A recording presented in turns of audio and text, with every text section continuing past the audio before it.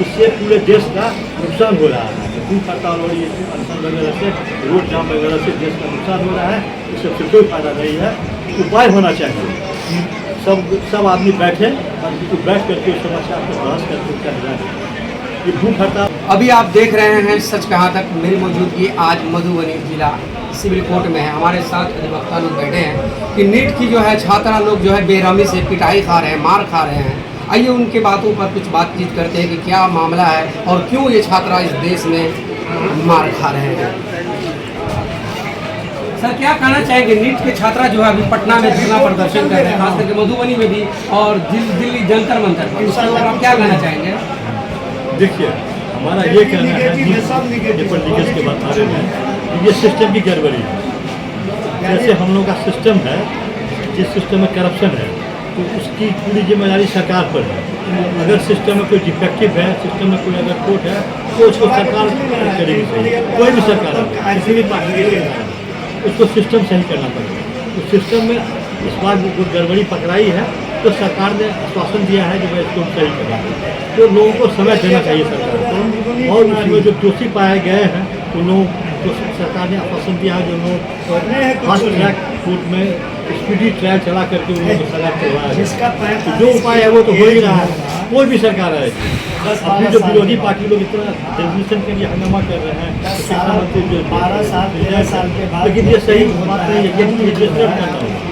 ये आप अगर पार्लियामेंट में कुछ करने नहीं दे रहे हैं, आप पार्लियामेंट में चलने दीजिए। वकील साहब, आपने एक सवाल कहा है कि ये बात सही नहीं है, तो उसके लिए क्या सच्चाई करना चाहिए जो जनता समझ यही है। जो पार्लियामेंट अभी मानसून सेशन चला हुआ है, अभी हर एक पार्टी के लोग वहाँ एमपी वगैरह है वहाँ बैठे वो चर्चा करें, वो चर्चा करें, उसका हल निकाले, सलमान हल निकाले। जो भाई इसमें जो डिफेक्टिव है उसका हल कैसे होगा, इस समस्या का निदान कैसे होगा। ये पूरे देश की समस्या है, ये कोई किसी खास वर्ग या खास पार्टी की समस्या नहीं है।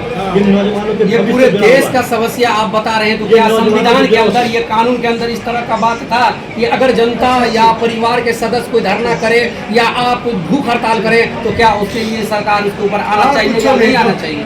सरकार जो अगर आप भूख हड़ताल कर रहे हैं तो सरकार को चाहिए जो उसकी समस्या को समझे, जो आपकी समस्या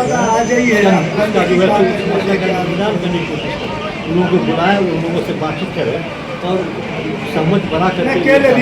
तो आज जो धरना प्रदर्शन हो रही है तो इसमें भूखे हड़ताल था, 10 से 15 रोज तक एक इंसान जो है भूख हड़ताल के थे, लेकिन एक भी लोग उनको, एक भी नेता, कोई भी राजनीति का नेता नहीं पूछने गया कि आप क्यों भूख हड़ताल किए हो। उसको मद्देनजर देख करके जनता में उत्साही हुआ और स्टूडेंट में तब जाकर के धरना प्रदर्शन। नहीं, तो सरकार तो वहाँ आश्वासन दे रही थी कि भाई हम पार्लियामेंट में उसका चर्चा करने के लिए तैयार है।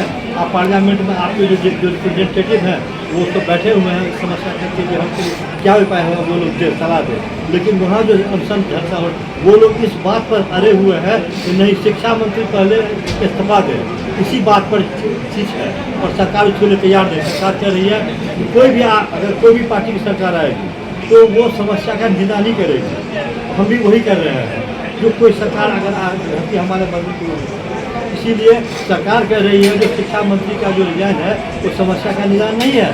और जो लोग धरना अनशन पर बैठे हैं वो लोग कह रहे हैं नहीं, पहले शिक्षा मंत्री इस्तीफा दें, उसके बाद ही हम अनशन छोड़ेंगे। तो ये बात हम लोग समझ में नहीं आ रही है। दोनों अपने अपने ईगो में है, दोनों अपना अपना काम कर रहे हैं, इससे हम लोग कोई नाराज नहीं है। हम लोग यही समझ रहे हैं आम जनता के हाथ जो ये कर रहे हैं, सरकार को कहिए रही है कि आप भूख हड़ताल कर रहे हैं, ठीक है, आइए हम चर्चा करते हैं, क्या उपाय होगा आप बताओ। लोग कह रहे नहीं, शिक्षा मंत्री जिम्मेदार है।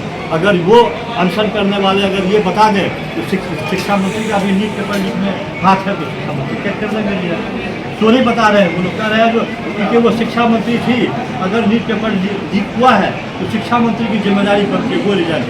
फिर कोई अगर मान लीजिए रिजाइन कर देते हैं, कोई और मंत्री आता है, क्या ये जरूरी नहीं है जो उस समय भी वो वही बात होगी। इसीलिए वो परमानेंट इलाज नहीं है। परमानेंट इलाज यही है जो बैठ करके सिस्टम में जो गड़बड़ी है उसको सलाह दें, सुझाव दें जो क्या होना चाहिए, यही उपाय है। तो अभी अधिवक्ता वकील साहब से आपने मुंह की जबान सुना है, कहाँ तक का सच्चाई है आप लोग अपना कमेंट जरूर कीजिएगा। शुक्रिया।